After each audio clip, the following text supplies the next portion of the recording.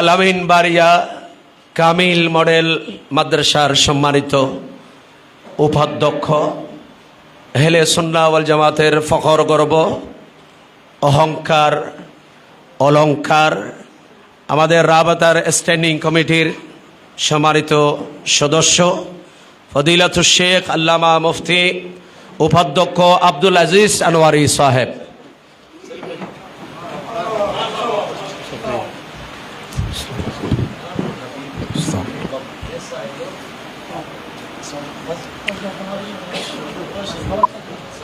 أعوذ بالله من الشيطان الرجيم بسم الله الرحمن الرحيم الحمد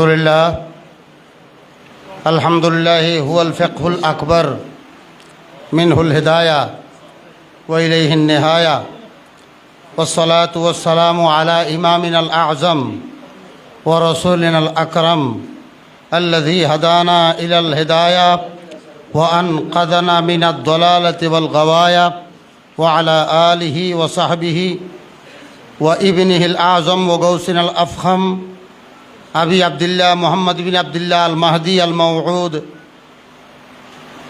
يأتي قبل القيامة وعلينا معهم أجمعين إلى يوم الدين أما بعد إمام أعظم سراج الأمة काशिफ उल-गुम्मा मालिकुल अज़िम्मा इमाम इमामा इमाम আবু হানিফা নু'মান ইবনে সাবিত রাদিয়াল্লাহু তাআলা আনহুর জীবনী কর্ম শীর্ষক ইমাম আজম কনফারেন্স আজকের এই মহতী আয়োজন উলামায়ে কেরামের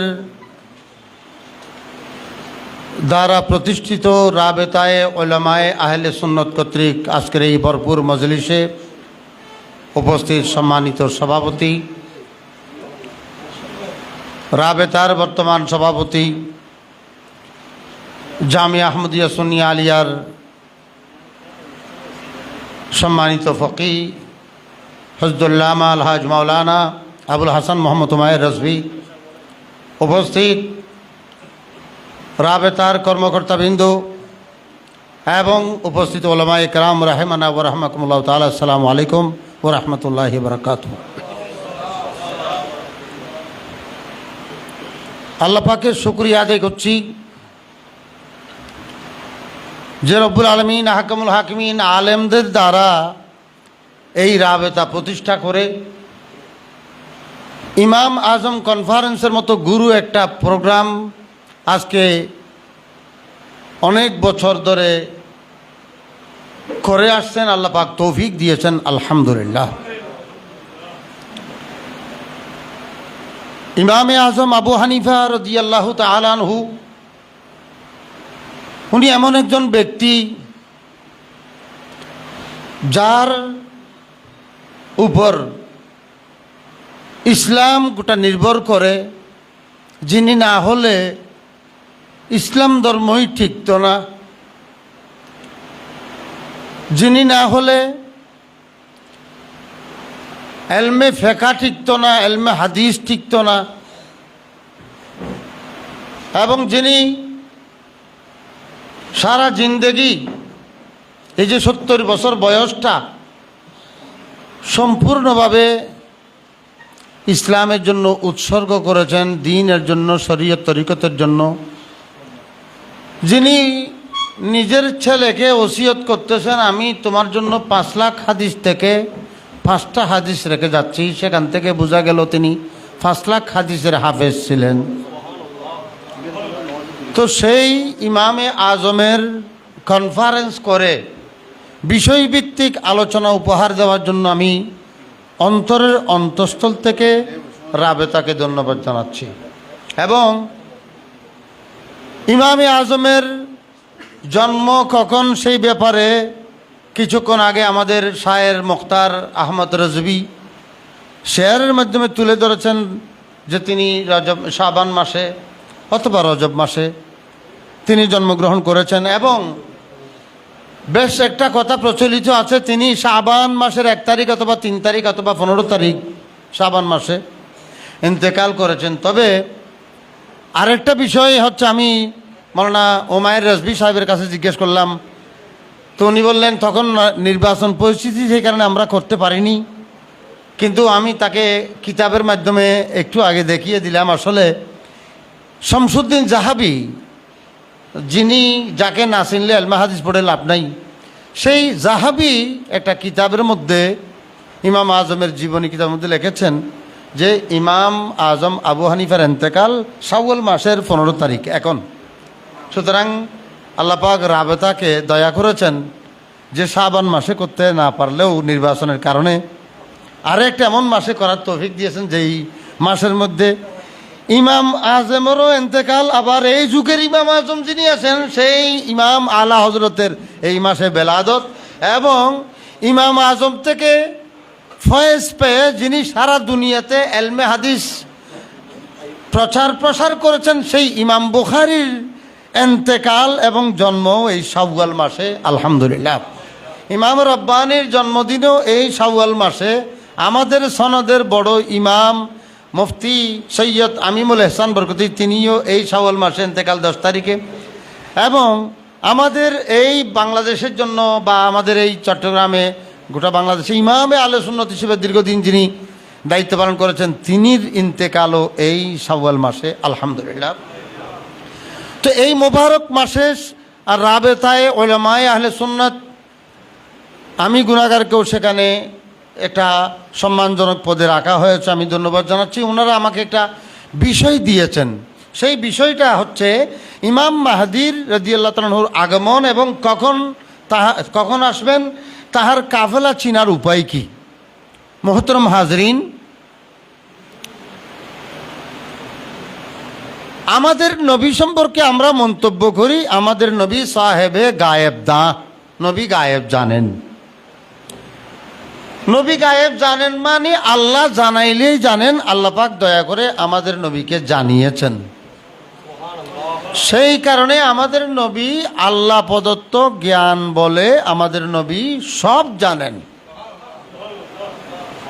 জুহু চোকা জো হোগা হুজুর জানতে হ্যাঁ, যা হয়ে গেছে যা হবে সব আমাদের নবী জানেন। আর আমরা নবীজির উম্মতের মাঝে যারা যাই জেনেছেন সব নবীর রেখে যাওয়া এলম থেকে জেনেছেন। নবীর এলমের একটা দরজা হচ্ছেন মৌলা আলী শেরে খুদা। মৌলা আলী শেরে খুদা মুশকিল কুশা ফাতেহে খৈবর দামাদে পয়গম্বর আলী ইবনে আবি তালেব রাদিয়াল্লাহু তাআলা আনহু, তিনি এদিকে দৃষ্টি আকর্ষণ, একটা চেয়ার সমস্যা হয়েছে। ইমাম মৌলা আলী শেরে খুদা রাদিয়াল্লাহু তাআলা আনহু আল্লাহর নবীর এলমের দরজা, এবং ওনার কাছে জাফর নামক এক ব্যক্তি একটা গূঢ় রহস্যমূলক প্রশ্ন করেছেন। সেখান থেকে যত ধরনের রহস্য, হিকমত এবং ভবিষ্যৎবাণীমূলক যত জ্ঞান আছে সেই জ্ঞানকে এলমে জাফর বলা হয়। এই এলমে জাফরের মধ্যে মৌলা আলী শেরে খুদার পরে বুজুর্গান আউলিয়া ইকরাম প্রায় ভবিষ্যৎবাণী করেছেন, তবে কিতাব আকারে লিখে গেছেন। সবচেয়ে বেশি ভবিষ্যৎবাণীমূলক কথা বলেছেন শেখে আকবর মহিউদ্দিন ইবনুল আরবি, যিনি গৌস পাক শাইখে বাগদাদের ফয়েজ প্রাপ্ত। সেই মহিউদ্দিন ইবনে আরবি এলমে জাফরের মধ্যে কিছু গূঢ় রহস্য বয়ান করেছেন, রহস্য জ্ঞান, হিকমত জ্ঞান, এলমুল আদাত। এরপরে ইমামে সবচেয়ে শেষের দিকে যেই কথাটা আমি দৃষ্টি আকর্ষণ করব সেটা হচ্ছে আল্লামা 900 হিজরির মধ্যে যিনি মুজাদ্দিদের দরজায় ফায়েজ ছিলেন, আল্লামা জালালউদ্দিন সৈয়দী রাদিয়াল্লাহু তাআলা আনহু, যিনি 511তে ইন্তেকাল করেছেন, 849 জন্মগ্রহণ করেছেন, 63 বছর বয়স পেয়েছেন, যিনি মিশরের বাড়ি, এবং তিনি সেই জমানায় আবদাল ছিলেন, যাহার 75 বার আল্লাহ রসুলকে দেখাটা একেবারে ওনার নিজের মুখে স্বীকারোক্তি আছে, স্বীকার করে নাই যেটা আরও অনেকবার, কারণ তিনি এটা তো গোপন কথা প্রকাশ করতে চাইছিল না, একটা ঘটনাক্রমে প্রকাশ হয়ে গেছে।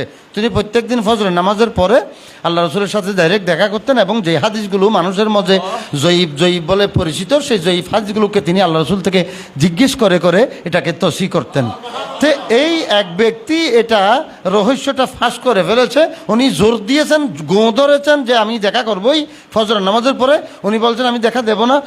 অবশেষে শেষ পর্যন্ত তার কাছে স্বীকার করতে হলো যে দেখো, আমি ফজরের নামাজে তোমার প্রতি নাখোশ বা অন্য কিছু নয়, আমি সেই সময়ে আল্লাহ রসুলের সাথে আমি দেখা করি এবং রসুলের সাথে দেখা করে যে সমস্ত হাদিস জয়ীব বলে মানুষের কাছে প্রচারিত, সেগুলোকে আল্লাহ রসুল থেকে তসি করেনি। আপনারা এর আগে ওলামা একরাম শুনেছেন, এখানে সবাই ওলামা একরাম, এবং ওলামা একরামের দায়িত্বও এটা যে আমরা যে রাবেতা করেছি, আমরা প্রতি মাসে মাসে মিটিং করতেছি, আমরা যাতে এলমিয়ানা কথাগুলো একে অপরকে শেয়ার করি। আজকাল এলম নিজেকে রেখে দেওয়ার মধ্যে সফলতা নাই, আজকে ইন্টারনেটের যুগ, যে যত এলমকে প্রসারিত করতে পারে এত ভালো। তো আমরা রাবেতার প্রত্যেকটা ব্যক্তি এক একজন মরুকুনে আজম যাতে বনে যায়, সেই জন্য আমরা একে অপরকে এই রাবেতার বিভিন্ন এই অনলাইন মাধ্যমে একে অপরকে শেয়ার করব, আমরা একে অপরকে দক্ষ বানাইবার চেষ্টা করব যাতে ভবিষ্যতে মোনাজের হয়ে যায়। আল্লাহ পাক কবুল করুন। ইমামে আজম নিজে মোনাজের ছিলেন, নিজের ওস্তাদরা মোনাজের ছিলেন, নিজের ছাত্র যেগুলো 40 জনের কথা বলছেন সবগুলো মোনাজের। সেই কারণে আমি দৃষ্টি আকর্ষণ করছি, যেটা বলতে চাইছিলাম, হযরত ইমাম জালালউদ্দিন সৈয়দী রাদিয়াল্লাহু তাআলা আনহু তিনি বলছেন আমি আল্লাহ রসুল থেকে ওই জয়ীফ হাদিসগুলো ঠিক করতে চাচ্ছিলাম, এই জন্য তুমি বাধ্য করে আমাকে সেটা প্রকাশ করতে বাধ্য করলে। এটা হচ্ছে প্রকাশ করতে বাধ্য করা। আলা হজরত কতবার যে রসুলকে দেখেছেন, কিন্তু জগতের মাঝে প্রকাশ করেছেন একবার, যে আমার সাথে বসোয়েল আলাজার ফিরতে তেরে দিন আই বাহার ফিরতে, এই শেয়ারের পটভূমি হিসেবে আল্লাহ হজরত সবাইকে স্বীকার করে ফেলেছেন। এটা আমি আল্লাহ রসুলকে দেখে দেখে লিখেছি, একবার স্বীকার করেছেন। কিন্তু আল্লাহ হজরত এই যে এলমে জফরের ব্যাপারেও আল্লাহ হজরত আল্লাহ রসুলকে দেখেছেন এবং আল্লাহ রসুলকে জিজ্ঞেস করেছেন, ইয়া রাসূলুল্লাহ আমি এই এলমে জফর সম্পর্কে কি আমার স্টাডি করব? আল্লাহ রসুল যেহেতু এলমে জফর ইশারা ইঙ্গিতের কথা, এই জন্য আল্লাহ রসুল ইশারা ইঙ্গিতে এমনভাবে জবাব দিলেন যে ইশারা ইঙ্গিতগুলো আল্লাহ হজরত যোগ বিয়োগ করে হিসাব করে বের করলেন যে আমাকে মনে হয় আল্লাহ রসুল এই ব্যাপারে কষ্ট না করতে বলছেন। যে আল্লাহ হজরত এই কারণে বেশি কিতাব লেখেন, এই একটা কিতাব লিখেছেন।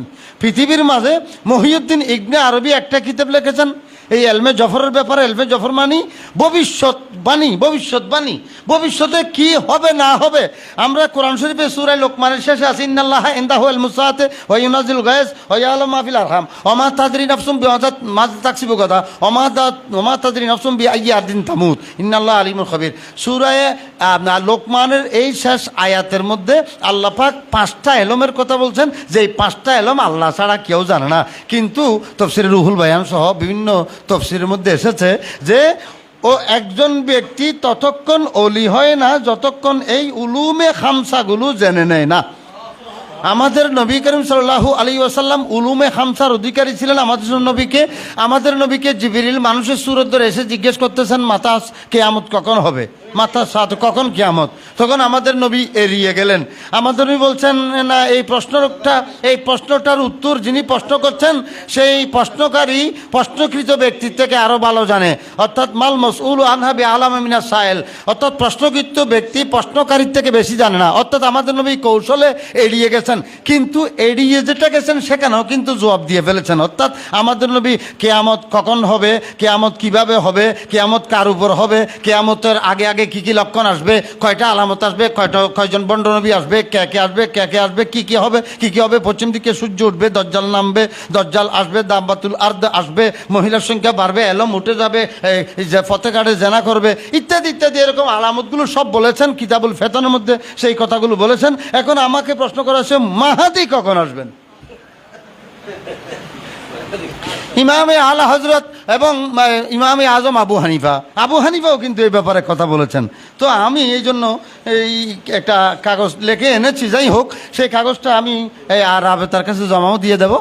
তো সে যাই হোক, আমি যেটা বলছিলাম যে ইমাম মাহাদি কখন আসবে, যেহেতু আল্লাহ রসুলের কাছে জিজ্ঞেস করছেন মাতা সাত কিয়ামত কখন, আমাদের নবী সরাসরি উত্তর না দিয়ে ওই পরোক্ষভাবে উত্তর দিয়েছেন। আরেক সাহাবী জিজ্ঞেস করলেন ইয়া রাসূলুল্লাহ মাতা সাত, তখন আল্লাহ রসুল বললেন মা আদাত্তালাহা, তুমি কিয়ামত কখন এটা জিজ্ঞেস করছো, আমি তোমাকে পাল্টা জিজ্ঞেস করি, বলো তো দেখি তুমি কিয়ামত জন্য কি প্রস্তুতি নিচ্ছ? অর্থাৎ আল্লাহর রসুল এড়িয়ে যাচ্ছেন, অর্থাৎ তুমি জানার বিষয় নয়, জানার দরকার নাই এটা। তারপরেও আমাদের নবী যেই উত্তর দিয়েছেন যে ওমা আদাত্তা লাহা, সেই ওমা আদাত্তা লাহার ভিতরে, সেই ওমা আদাত্তা লাহার ভিতরের অক্ষরগুলোতে কিন্তু কিয়ামত কখন হবে এটা বলে ফেলেছে। এটা এলমে আদাত, এটা এলমে একটা জফর। আল্লাহ একটা কিতাব লিখছেন সিফরুস সফর আনিল জফর বিল জফর, সিফরুস সফর। আল্লাহ হজরত এমন আল্লাহ হজরত, এটা ইমামে আজমে সানি ফতোয়ায়ে রজবিয়া মানে ইমাম আজমকে স্টাডি করা, মানে ইমাম আজমকে যে দেখে নাই, হাদিস শরীফে লেখা আছে, আমরা উসুল হাদিসের কিতাবের মধ্যে পাচ্ছি, যে ব্যক্তি রসুলকে দেখে নাই সে যদি আব্দুল্লাহ ইবনে মাসউদকে দেখে বাস রসুলকে দেখা হয়ে যাবে। ফাইন্নাহু আশবাহু বেরসুলিল্লাহ সাল্লাল্লাহু আলাইহি ওয়াসাল্লাম দাল্লান ওয়া সামাতান ওয়া হাদিয়ান। আল্লাহ রসুলের একেবারে সুরত সিরত কথাবার্তা উঠা বসা সব কিছু হুবহু নকশা কদম অনুযায়ী। কেউ রসুলকে দেখতে চাইলে 32 হিজরিতে ইন্তেকাল করেনেওয়ালা হজরত আব্দুল্লাহ ইবনে মাসউদকে দেখতে হবে। আর আব্দুল্লাহ ইবনে মাসউদকে যারা দেখে নাই, আব্দুল্লাহ ইবনে মাসউদ যিনি ছাত্র, যিনি আলকামা আছে, যিনি আল্লাহ রসুলের জমানা পেয়েছেন, অল্পের জন্য সাহাবী হতে পারে নাই, আলকামা দেখলে রসুলকে দেখা হয়ে যায়। আলকামাকে যারা দেখে নাই তারা যদি ইব্রাহিম নখীকে দেখে, ইব্রাহিম নখী হুবহু নকশা কদম। ঠিক তেমনিভাবে আল্লাহর রসুলের কিছু ফটোস্টার দুনিয়াতে রেখে গেছেন। আল্লাহর রসুলের চেহারা সুরতের ফটোস্টার হচ্ছেন হজরতে হাসান এবং হোসেন। साफ शक्ल पाक है दोनों के मिलने से आया, साफ शक्ल पाक है दोनों के मिलने से आया, खत तवाम में लिखा है ये दुअर का नूर का। আমাদের নবী হযরত হাসান এবং হোসেন কেমন করে মিলালে আল্লাহর রসুলের জিয়ারত হয়ে যাবে, ফটোস্টার। ঠিক নবীর হযরত হাসান হোসেনের ফটোস্টাট ওনার আওলাদের মধ্যে ছিল। কথা লম্বা হয়ে যাবে, আমি যেটা বলতে চাচ্ছিলাম, ইমাম আজমের ফটোস্টাটও আছে, ইমামে আজমের ফটোস্টাট আছে, ইমাম বুখারীর ফটোস্টাট আছে। ঠিক তেমনিভাবে আস্তে আস্তে আস্তে আস্তে ইমাম আলা হযরত হচ্ছেন ইমাম আজমের ফটোস্টাট। আল্লাহু আকবার, ইয়া রাসূলুল্লাহ ইয়া রাসূলুল্লাহ, ইমামে আজম জিন্দাবাদ। ইমামে আজম আবু হানিফা রাদিয়াল্লাহু তাআলা পরিচিত ইমামে আলা হযরত ফাজল বেরলভীর মধ্যে তাহাকে এক ব্যক্তি জিজ্ঞেস করলেন যে হুজুর ইমাম মাহদী কখন আসবে? যেই প্রশ্ন আজকে আমাকে দেওয়া হয়েছে, আমি খুঁজতে লাগলাম, আমাকে 3-4 দিন আগে দেওয়া হলো। আরে মারাত্মক প্রশ্ন, ইমামে মেহেদী কখন আসবে? এবং যে কেউ ইমাম মাহদী দাবি করে, এবং আমি প্রথমে ইমাম মাহদী সম্পর্কে ইসলামের আকীদা ফতোয়ায়ে রজবিয়ার আলোকে যে যারা স্টাডি করে আর কি, আমি অন্যদিকে দেখতে চাই না, শুধু ফতোয়ায়ে রজবিয়া এবং আলা হযরতকে স্টাডি করে সব প্রশ্নের উত্তর পেতে চাই। আমি বিশ্বাস করি মনে মনে সব প্রশ্নের উত্তর আলা হযরতে জানে। এমনকি ইমাম আজমের কাছে একজন ব্যক্তি এসে জিজ্ঞেস করতেছে, হুজুর আমার ঘরের মধ্যে কিছু একটা লুকাইছি, টাকা কতগুলো লুকাইছি, মাটির মধ্যে দফিনা করে ফেলেছি, কোথায় লুকাইছি জানি না। তোর বাড়িতে কোথায় লুকাইছো আমি কেমনে জানি? হুজুর না, আমার মনে হচ্ছে আপনি সব জানেন, আমার বাড়িতে আমি কি লুকাইছি এটা আপনি জানেন। বড় মহা সমস্যার কথা। ইমাম আজম সবাইকে নিয়ে চলে গেলেন, বেশ কয়েকজনকে নিয়ে, এই বলো তোমরা এই ঘরের মধ্যে কোনো কেউ গোপন জিনিস লুকাইলে কোন জায়গায় লুকাইবা, এক একজন এক এক কোণা দেখিয়ে দেয়। আল্লাহ ইমামে আজম বলছেন আমারও মনে হচ্ছে, আমিও একটা আন্দাজ করি। ইমাম আজম একটা আন্দাজ করে বলে যে আমার মনে হয় এই ঘরের মধ্যে সবচেয়ে গোপন জায়গা এটা, এখানে ঘুরে দেখো, এখানে এক কোম্মার শেয়ার বের হয়ে গেছে। দফিনা যেটা গোপন কথা, অর্থাৎ যার জিনিস যে লুকাইছে সে জানে না, আল্লাহ ইমাম আজম জানে। সেই ব্যক্তি আরেকজনের ময়ূ চুরি হয়েছে, সে বলছে দৌড়তে দৌড়তে আসলেন, ইমাম আজম তখন জুমার খুতবা দিচ্ছেন, হুজুর আমার ময়ূ চুরি হয়ে গেছে, কোথায় গেছে? তোমার ময়ূ চুরি হয়েছে? আমি হুজুর আপনি যখন সব জানেন, সুরকে সেও জানেন, আমাদের এখানে যদি জানেন বললে তাহলে এই একটা সোরের অংশ হয়ে যাবে, নাউজুবিল্লাহ। হযরত সেই ইমাম আজম বলছেন বড় মুশকিলের কথা, আচ্ছা কাজ করো, আজকে জুমার দিনে তুমি এখানে থাকো, এখন জুমার খুতবা চলতেছে। তিনি খুতবাটা স্টপ করে সবার উদ্দেশ্যে বলতে লাগলেন, যেহেতু ইমাম আজম এই জন্য কুফা জামি মসজিদের মধ্যে সবাই এখানে উপস্থিত ইমাম আজমকে সরকার পর্যন্ত শ্রদ্ধা করে, মান্য করে, ভয় করে। সেই কারণে তিনি ইমাম আজম ঘোষণা করলেন, এই সোরাইয়ে এখানে ময়ূর চুরি করে জুমার নামাজ পড়তে আসছো, বিয়া হল সা বিয়া হল, এই তুমি তোমার মাথার মধ্যে ময়ূরের ফোর একটা এখনো রয়ে গেছে। তখন যে আসল চোর সে তাড়াতাড়ি মাথার মধ্যে হাত দিয়ে ফেলবো। বস ইমাম আজম বলেন উঠো উঠো, ওই দেখো তোমার চোরকে নিয়ে যাও। এইভাবে ইমাম আজম এলমে ফেরাসত বলা হয়, এলমে ফেরাসত বলা হয়। হযরত ওই ওসমান গনি যুন্নুরাইন রাদিয়াল্লাহু তাআলা জুমার নামাজ পড়াচ্ছেন, এমত অবস্থায় একজন ব্যক্তি ঢুকতেছেন, তার চোখের মধ্যে এখনো সে জেনা করে আসতেছে, সে জেনা করে আসতেছে। তিনি তার নাম না ধরে তাকে শুনিয়ে শুনিয়ে বলছেন, সুবহানাল্লাহ, কি বেহায়া জমানা, জেনা করা মাত্র এখানে জুমার নামাজ পড়তে আসতেছে, এখানে তার মানে শরম লজ্জা কিছু আগে না। তখন সেই ব্যক্তি বলতেছে, ওয়াহিয়ুন ইউহা আলান, এখনো কি ওহী নাযিল হয় নাকি? বলেছে না, লা ওয়াহিয়ুন বল মিন ফেরাসাতিল মুমিন, বলে এটা ওহী নয়, এটা মুমিনদের ফেরাসত। সুতরাং এরকম যুগ যুগ ধরে যারা আল্লাহর ওলি হয়, লৌহে মাহফুজ আস্তে পেশে আউলিয়া, বাকি অংশ ওলামা একরাম বলবেন।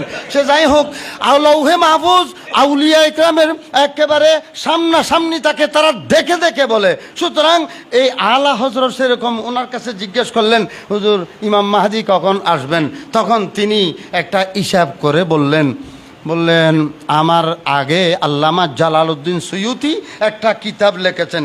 এই ইমাম জালালউদ্দিন সুয়ুতির আগে অনেক উলামা একরাম মন্তব্য করেছেন এই উম্মতের বয়স 1000 হিজরির পরে আজ যাবে না। তখন ইমামে আল্লামা জালালউদ্দিন সুয়ুতি মিসরি শাফিঈ আল আবদাল তিনি মন্তব্য করেছেন, তিনি তো ইন্তেকাল করেছেন 911-তে। তিনি বলছেন, আলহামদুলিল্লাহ, আমার পূর্ববর্তী জনৈক অভিজ্ঞ মুহাদ্দিস এবং ভবিষ্যৎ দ্রষ্টা তিনি বয়ান করেছেন এই উম্মত 1000 হিজরি পার হবে না। আলহামদুলিল্লাহ, আমি হিসাব করে দেখলাম, ওই এলমে জফর, আমি হিসাব করে দেখলাম এই উম্মত 1000 পার হয়ে যাবে, তো যাবে, আরো 1000 পার হয়ে যাবে, 1100 পার হয়ে যাবে। আমার মতে, আমার আন্দাজে, আমার এলমে জফর অনুসারে 1200 হিজরির দিকে কিয়ামত হতে পারে, 1200 হিজরির দিকে কিয়ামত হতে পারে। আলা হযরত সেটা তিনি একটা কিতাব লিখছেন, আল কাশফ মিন তাজাবুজি হাযিহিল উম্মাতিল আলফ, আল কাশফ মিন তাজাবুজি হাযিহিল উম্মাত আল আলফ, অর্থাৎ এই উম্মত 1000 অতিক্রম করবে। তিনি সেখানে বলছেন 1200 হিজরির পরে যে কোনো সময় কিয়ামত হতে পারে। আলা হযরত এখানে বসে আলা হযরত বলছেন, আলা হযরত এই ব্যাপারে কলম ধরেছেন। আলা হযরত সেই ব্যক্তি যিনি প্রত্যেকটা শাখার মধ্যে কলম ধরেছেন। এলমে জফর মানে হচ্ছে গুরু তত্ত্ব রহস্য। তিনি সৈয়ুতির জবাব দিতে গিয়ে বলছেন, আলহামদুলিল্লাহ, আমার পূর্বে আল্লামা সৈয়ুতি মিসরি রাদিয়াল্লাহু তাআলা আনহু 1200 হিজরির দিকে কিয়ামত হয়ে যাবে বলছে। আজকে আলহামদুলিল্লাহ 120 হিজরি, অর্থাৎ 1320, 126, অর্থাৎ 1200 থেকে 1326। আল্লাহ হযরত এই কথাটা, এই কিতাবটা যখন লিখতেছেন তখন হচ্ছে সিফরুস সফর আনিল জফর বিল জফর, এই কিতাবটা যখন লিখতেছেন তখন 1326 হিজরি ছিল, এবং এই কিতাবটার যোগ বিয়োগ হিসাব করে তাও বের হবে 1326 বের হবে। আল্লাহ হযরতের একটা বৈশিষ্ট্য হচ্ছে কিতাবের নাম দেয় যে, সেই কিতাবের অক্ষরের আবজাদি নামগুলো হিসাব করলে যেই বছরে লিখতেছেন সেই বছরটা বের হয়ে যায়। 1336 হিজরিতে আলা হযরতের একজন বন্ধু মারা গেলেন। তিনি মারা যাওয়ার পরে তার ইন্তেকালের সেখানে তিনি তাজিয়া করতে গিয়ে বলছেন, আহা, আমার বন্ধুর ইন্তেকাল এই যে কোরআন শরীফে আছে, বল যে কোথায় আছে, ইউতুআফু আলাইহিম বিআনিয়াতিন মিন ফিদ্দাতিন, এই আয়াতের মধ্যে আমার বন্ধুর ইন্তেকালের বছর আছে, অর্থাৎ এটা হিসাব করে 1334 বের হবে। তখন একজনে জিজ্ঞেস করলো, হুজুর, আপনি যখন আপনার বন্ধুর ইন্তেকালের টাইম বের করতে পেরেছেন কোরআন শরীফ থেকে, আপনার ইন্তেকালের টাইমও বের করতে পারবেন, তো আপনার ইন্তেকালের টাইম কখন? বলেছে আয়াতের মধ্যে একটা ওয়া আছে না, ওয়াটা মিলাইলে বন্ধুর ইন্তেকালের টাইম হয়ে যাবে, অর্থাৎ ওয়ামানি 6 আবজাদ হাউয়াস, ওয়ামানি 6, এই ওয়া 1334 সাথে 6 যোগ করলে 1340-এ আল্লাহ হযরত ইন্তেকাল করবেন। আল্লাহ হযরত 6 বছর আগেই আল্লাহ হযরত বের করে ফেলেছেন। এরকম এলমে কশফ আমি আমাদের ওলামা একরামের কাছে আরজ করি, আল্লাহ হযরত স্টাডি করুন। আল্লাহ হযরত বলছেন, আজ থেকে জালালউদ্দিন সুয়ুতি যেই ডেড লাইন কিয়ামতের ঘোষণা করেছেন, সেই কিয়ামতের আজকে 1200 হিজরির পরে আজকে 126 বছর অতিবাহিত হয়ে গেল, কিন্তু কিয়ামত হয়নি। কিয়ামত হয়নি তো শুধু তাই নয়, বরং কিয়ামতের বড় বড় আলামত যেগুলো, এই যে দাজ্জাল বের হওয়া, এই যে ইয়াজুজ মাজুজ বের হওয়া, দাব্বাতুল আরদ বের হওয়া, 30টা 30 জন নবী বের হওয়া, এবং এই এই এই মৌলা আলী শাহ আবু হুরায়রা রেওয়ায়েত যেটা 15টা আলামতের কথা বলছে, এগুলো বের হওয়া, এগুলো পুরোপুরি বের হয় নাই। সুতরাং আলহামদুলিল্লাহ এত সহসা কিয়ামত হচ্ছে না। সুতরাং কিয়ামত হবে আমার জফরের হিসেবে এই ফকির আল্লাহ যা আমাকে দান করেছেন, সেই এই ফকিরকে আল্লাহ পাকের দেওয়া নিয়ম অনুসারে নিয়ামতের উপর ভিত্তি করে আমি স্টাডি করে দেখেছি 1837 হিজরি, 1837 হিজরির আগে 1837 হিজরির দিকে আমি সারা পৃথিবীতে কোনো মুসলিম ইসলামী মমলকত, ইসলামী মুলুকিয়ত দেখতে পাচ্ছি না। 1837 হিজরির দিকে আমি আমার এলমে জফরের হিসেবে 1837 হিজরিতে কোনো ইসলামী মামালিক দেখতে পাচ্ছি না। তখন ইসলামী মামালিক সবগুলো ধ্বংস হয়ে যাওয়া মানে অরাজকতা শুরু হয়ে যাওয়া, দজ্জাল আসিবার পরিস্থিতি হওয়া। আর ইমাম মাহদি তো তিনি 40 বছর বয়সে তিনি ধরা দেবেন, তিনি মদিনা শরীফে জন্মগ্রহণ করবেন। তেনার নাম আবু আবদুল্লাহ মুহাম্মদ বিন আবদুল্লাহ আল মাহাদি হবেন। তিনি আল্লাহ রসুলের চেহারার হুবহু ফটোকপির মতো হবেন। একটু বেশকম আর কি, নবীর তো কোনো মিল নেই। নবীর চেহারা তো আল্লাহ এক, তুঝে এক নে এক বানায়া, তুঝে হামদ হে খুদায়া। হজরত জিবরিল यही बोले सिदरा वाले चमने जहाँ के ताले, जहाँ मैंने छान डाले तेरा पाया कान पाया, तुझे एक ने एक बनाया, तुझे हमद है खुदाया। या रसूल अल्लाह, আমি গোটা জিবরিল বলতেছেন আমি কুল কায়নাত के आफा कहा गर्दीद हम मोहरे मेहरे बोता वर्जीद हम बिसियार खोबा दीद हम लेकिन तुझी जे दीगरी। এই হযরত আল্লামা জামির সেই কথাকে নকল করে হযরতে আলা হযরত বলছেন যে यही बोले सिदरा वाले चमने जहाँ के ताले, जहाँ मैंने चाने टाले तेरा पाया का न पाया, तुझे एक ने एक बनाया, तुझे हमद है खुदाया। সুতরাং আমাদের নবীর তো কোনো বিকল্প নাই, আমাদের নবীর চেহারার তো কোনো বিকল্প নাই। তেরে মিসলি नहीं है खुदा की कसम वो खमाल हुस्न हुजूर है जहाँ मैंने सर झुकाया ইত্যাদি। এই সমস্ত শেয়ারের মাধ্যমে আল্লাহ হয়তো একটা অকাট্যভাবে প্রমাণ করে দিয়েছেন আল্লাহ রসুলের কোনো বিকল্প নাই, আল্লাহ রসুলের কোনো মিল নাই, আল্লাহ রসুলের মিল হওয়া বানাই নাই আল্লাহ পাক সুবহানাহু ওয়া তাআলা। আল্লাহ রসুল বেনজির ছিলেন, বেমেসাল ছিলেন, লাশিবাহ লাহু। আল্লাহ যেমন কোন খালেক হিসেবে বেনজির বেমেসাল, নবীও লা শরীক বেমেসাল। তুঝে এক নে এক বানায়া, ওয়াহদাহু লা শরীকা লাহু, এক খোদায় আর ওয়াহদাহু লা শরীকা লাহু, এক রসুল বানিয়েছেন। খালেক হিসেবে আল্লাহর কোনো শরীক নাই, মখলুক হিসেবে নবীর কোনো শরীক নাই। সুতরাং নবীর হুবহু ফটোস্টার হবে, তবে তাহার ডান চোয়ালের মধ্যে একটা তিল থাকবে, তাহার তিল থাকবে।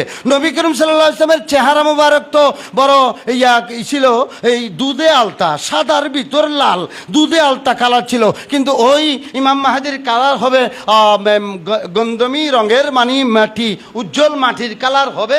সেখানে রক্ত, ভিতর থেকে রক্ত উকি মারবে, সেরকম চেহারাওয়ালা হবেন।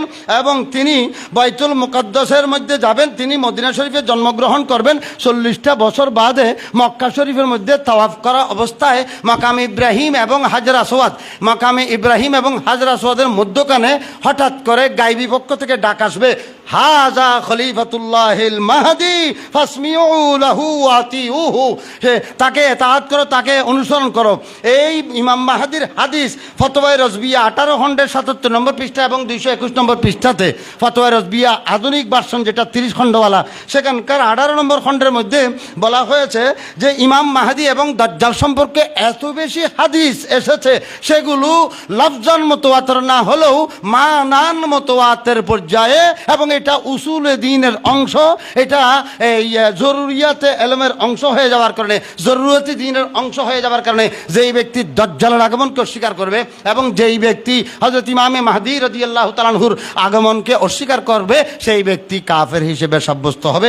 সেই আলা হযরত ইমাম মাহদীর পরিচয় তো দিয়েছেন, বলেছেন যে 1837 হিজরিতে ইসলামী মামালিক নাই, তখন দজ্জালি পরিস্থিতি।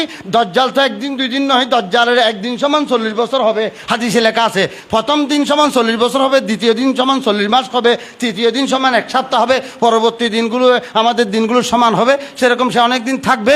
সেই দজ্জালের আগমন আগে আসবে, এর পরবর্তী হযরত ঈসা আলাইহিস সালাম ইমাম মাহদী রাদিয়াল্লাহু তাআলা আসবেন। ইমাম মাহদী 40 বছর বাদে তাকে আল্লাহ ডাইরেক্ট পরিচয় করা দেবেন, ফেরেশতা থেকে তার পক্ষে নাজেল করবেন, আল্লাহ পাক ফেরেশতা নাজেল করবেন তার পক্ষে যুদ্ধ করার জন্য। এবং খোরাসানের দিক থেকে, প্রত্যেকে মাগরিবের দিক থেকে থেকে তাহার পক্ষে যুদ্ধ করার জন্য একটা কালো পতাকাধারী একটা সৈন্যবাহিনী আসবে। শিয়ারা কালো পতাকা হিসেবে তাদের নিজেদের কথা বলা হয়েছে এখানে, কিন্তু এরকম শিয়াদের পতাকা হিসেবে নয়, এটা শিয়াকে বধ করবে ইমামে মাহদি রাদিয়াল্লাহু তাআলা এসে। তারপরে তাহার হাতের মধ্যে সিরিয়ার থেকে 7 জন বড় বড় সেই আবদাল, হাদিস শরীফে আসছে পৃথিবী কোনো সময় 7 জন আবদাল থেকে খালি থাকে না। সেই আবদালের হাদিসটা দিয়ে রসুল পাক সাল্লাল্লাহু আলাইহি ওয়াসাল্লামের পিতামাতা আবদাল ছিলেন বলে ওলামা একরাম বয়ান করেছেন। আর রফিকুল্লাহ বলতেছে মুসলমান, যাই হোক এই রফিকের কথা বাদ দেন, সেই ব্যক্তি রফিকুল্লাহ নয়, রফিকুল শয়াতিন, রফিকুল শয়তান। রফিকুল্লাহ কেমনে হবে? রফিকুল্লাহ তো অপসরই হয় না, রফিকুল্লাহ তো বরাবর পদে থাকে, সে তো অপসরই হয়েছে, মানে অপসারণ করা হয়েছে তাকে, সুতরাং সেই রফিকুল শয়তান অপসারী। তো অপসারীর কথা আপনারা কানে দেওয়া দরকার নেই। সূরা শুআরার মধ্যে বলা হয়েছে যে ওয়াতাকাল্লুবাকা ফিস সাজিদিন, আমাদের নবী যাদের মাধ্যমে ট্রান্সলেশন হয়েছেন আদম আলাইহিস সালাম থেকে আব্দুল্লাহ পর্যন্ত সমস্ত বাপগুলো ইমানদার, এবং ওই বাপগুলো যাদেরকে শাদী করেছেন সেগুলো ইমানদার ছিলেন। কারণ হাদিস শরীফে নিজে বলেছেন আমি তাহেরিন ফিট থেকে তাহেরাত আমলের মধ্যে গর্বে দিয়ে আমি এসেছি, অর্থাৎ আমি আদম থেকে আসার পর্যন্ত যতগুলো পৃষ্ঠ ব্যবহার হয়েছে, যতগুলো তাহেরিন সুলভ আসলাবি তাহেরিন যতগুলো সুলভ ব্যবহার হয়েছে সবগুলো পবিত্র ছিল। নিশ্চয়ই কাফের হলেও পবিত্র, ইন্নামাল মুশরিকুনা নাজাসুন, কাফের অপবিত্র। সুতরাং আল্লাহ নবী নিজে বলছেন আমি পবিত্রদের পিঠে পিঠে হয়ে এসেছি, সুতরাং আল্লাহ নবীর পূর্বপুরুষরা পবিত্র ছিলেন। এবং আরহামি তাহেরাতে আমাকে যেই গর্বগুলো আমার জন্য ব্যবহার হয়েছে সবগুলো তাহেরাত ছিলেন, অর্থাৎ সবগুলো ইমানদার ছিলেন। সেই ক্ষেত্রে ইন্না আবি ওয়া আবাকা ফিন্নার, যেটা হাদিস শরীফে আসছে, সেই মুসলিম শরীফের 203 পৃষ্ঠার সেই হাদিসটা অর্থ হবে আবি মানে সেখানে বাপ নয়, আবি মানে সেখানে চাচা আবু তালেবকে বলা হয়েছে। সে যাই হোক, হযরত ইমামে আলা হযরত বলছেন আমি সেই 1837 থেকে হিসাব করে দেখতেছি 1900 সাল পর্যন্ত, 1900 হিজরি পর্যন্ত, 1900 হিজরির মধ্যে ইমাম মাহদি জুহুর হবেন, অর্থাৎ 1900 হিজরির আরও 40 বছর আগে তিনি জন্মগ্রহণ করে ফেলবেন মদিনা শরীফে। তিনি মক্কা শরীফে গিয়ে তওয়াফরত অবস্থায় মদিনা শরীফ থেকে 7 জন সিরিয়া থেকে ওই আবদালুনা ইয়াকুনুনা বিশামে, এটা মক্কা শরীফের শেষে এটা আবদালের কথা লেখা আছে, আল আবদালুনা আবদালু ইয়াকুনুনা বিশামে ওয়াহুম আরবাউনা ওফি রাওয়ায়াতিন ওয়াহুম সালাসুনা। আমাদের সে খাজা আব্দুর রহমান চরবি আলভী খিজরি রাদিয়াল্লাহু তাআলা আনহুর মজমুয়ে সালাতুর রাসূলের মধ্যে এই আবদালদের কথা একেবারে বিস্তারিত বয়ান করা হয়েছে। সেই আবদালদের মধ্যে 7 জন বিশ্ববিখ্যাত সর্বোচ্চ আবদাল, 7 জন আবদাল, 7 জনের মাধ্যমে যারা দুনিয়া টিকে আছে, সেই 7 জন এসে হযরতে ইমাম মাহদির কাছে বায়াত হবেন। ইমাম মাহদি রাদিয়াল্লাহু তাআলা আনহু তাদেরকে নিয়ে ওই দাজ্জালের বিরুদ্ধে এবং সারা দুনিয়ার মধ্যে আদল কায়েম করবেন, ন্যায় ইনসাফ কায়েম করবেন। 1900 হিজরির দিকে এমনভাবে ন্যায় ইনসাফ কায়েম হবে, একজন ব্যক্তি বছরের থেকে এক মহিলা তারও 4-5 জন মহিলার সাথে একসাথে হজে যাবেন, যে পথের মধ্যে নিরাপদে চলে আসবেন, কোনো জামিলা হবে না, ডিস্টার্ব হবে। এরকম নিরাপত্তা সারা পৃথিবীর মধ্যে আদল ও ইনসাফ বলে তিনি কায়েম করে দেবেন। আমাদের নবী এই বুখারী শরীফের মধ্যেও সে হাদিস এসেছে, মুসলিম শরীফের মধ্যেও সে হাদিস এসেছে যে যে কাইফা আনতুম ইজ নাজালা বিকুম ঈসা ইবনু মারিয়াম ইলা আখিরের হাদিস, যে তোমাদের অবস্থা কি হবে, যে তোমরা কীরকম কত সৌভাগ্যবান যে তোমাদের মাঝে হজরতে ঈসা ইবনে মারিয়াম নাজিল হবেন, তোমাদের মাঝে আসবেন, সেই সময় কিন্তু তোমাদের একজন তোমাদের ইমামতি করবে, অর্থাৎ ইমাম মাহদি রাদিয়াল্লাহু তাআলা আনহু ইমামতি করবেন। সেই বাইতুল মুকাদ্দাসের মধ্যে তিনি ইমামতি করবেন। ফজরের নামাজের টাইম একটু আঁধার একটু আলো, আমাদের নবী তো বলেছেন তোমরা আসফিরু বিল ফজরে, একটু আলো আঁধারি থাকতে ফজরের নামাজ পড়ো, ফাইন্নাহু আযামু লিল আজরে, কারণ এটা বেশি বেশি সওয়াবের। সেই সময়ে হযরতে ইমাম মাহদি রাদিয়াল্লাহু আনহু হানিফি মাযহাব অনুসারে নামাজের ইমামতিতে চলে গিয়েছিলেন। এমন সময় করবেন, এমন সময়ে আওয়াজ আসবে, একজন একামত দিতে চাইবে, হঠাৎ করে আওয়াজ আসবে অপেক্ষা করো, থামো থামো আমি আসতেছি। তখন সবাই বলবে এরকম আওয়াজ তো কোনো উপবাস ব্যক্তির আওয়াজ হইতে পারে না, অর্থাৎ সেই সময় দুর্ভিক্ষ সবার আওয়াজ বাইর হচ্ছে না মুখে দিয়ে, সুতরাং যেই এই আওয়াজটা করেছে সেই ব্যক্তি তো দুর্ভিক্ষ মনে হচ্ছে না, সে ফ্যাট ভরা ব্যক্তির আওয়াজ হতে পারে।